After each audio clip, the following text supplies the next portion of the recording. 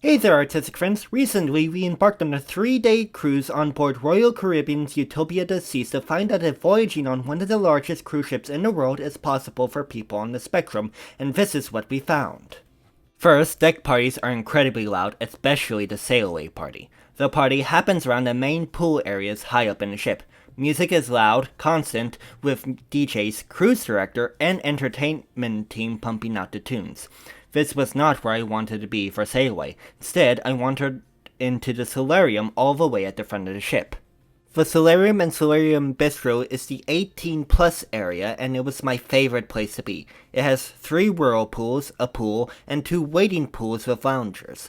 I love being able to relax on the loungers and read or listen to my own music and feel like I was far away from the party. I spend a large portion of my afternoons here. If you are over 18, I highly recommend planning on using this space. Also, the Solarium Bistro is here and it offers a lot of the same food as the main buffet at the Windjammer, but in a smaller and quieter atmosphere. After walking through the Windjammer and witnessing the crusher people, I decided it just wasn't the place for me and opted for the buffet at the Solarium Bistro for my breakfast. It was a superior experience for me and I never felt like the small buffet lacked any variety. Even on embarkation day, they had the chilled lobster and shrimp being served by a crew member. I highly recommend eating here over the Windjammer. The Royal Promenade is another party area. This area has music going on embarkation day and throughout the cruise. Live bands also play here during the evenings. I enjoyed being able to be in one of the lounges and listen to the band, and be able to choose to be close to the action of boleros or further away in the back of the Schooner's bar.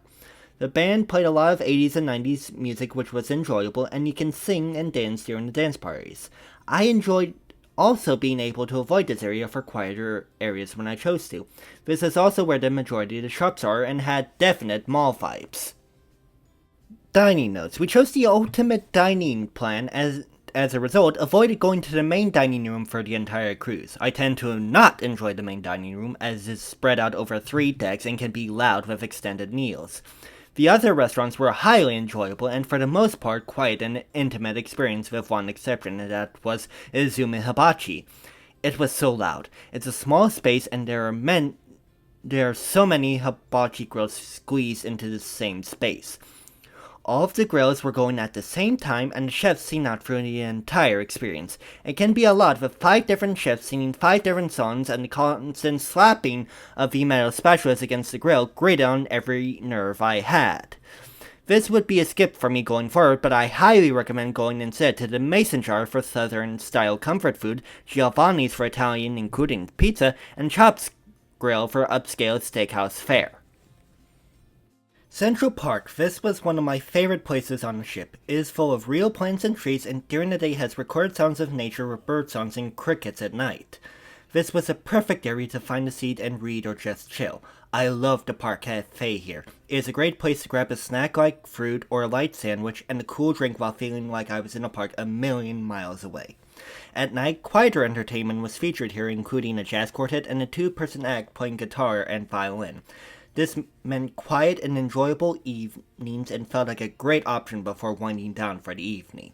The jogging track was another favorite place for me. I always enjoyed walking while on a cruise, and Utopia has my favorite tracks yet. It is on deck 5 and goes the entire length of the ship. The track is covered from the elements and has easy to follow distance charts posted. My favorite part about the track is the little alcoves that are on the side throughout the track. There are seats looking out over the side of the ship, ping pong tables, and bistro tables. This was the perfect place to get away from people and it felt like a secret hideout for me. Perfect day at Coco Cay. I heard this was an extension of the deck party, but was pleasantly surprised that I was able to find some quiet beach areas with plenty of beach chairs close to things like restrooms and food options. I recommend avoiding areas like South Beach and the included pool areas. These areas are loud and packed with guests. I enjoyed Hideaway Beach and Chill Beach. These areas are to swim and snorkel in the Chill Beach area, and I never see this area get overly crowded even though it is a family beach and there were 2 ships at Coco Bay the day we visited. Also, I recommend getting off the ship early after arrival. We were able to find beach chairs with umbrellas and enjoy the beach and swimming before the heat got too high. Also, once I felt done with swimming on the beach, I went back to the ship and was able to enjoy most of the ship without guests. This was a great way for me to reset without feeling like I had to go back to my room.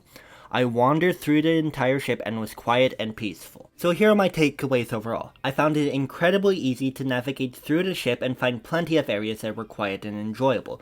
Dining can be flexible and enjoyable with planning, using quiet included options like the Park Cafe and Solarium Bistro, and having the ultimate dining plan felt necessary for me to avoid dining experiences that I know can be difficult to enjoy during dinner. There are a lot of areas that are quieter and away from the party, so I found it easier to enjoy shows and activities knowing I had a plan to go to a quiet area after these types of activities without feeling like my room was the only option. Thanks for watching, please subscribe and follow for more.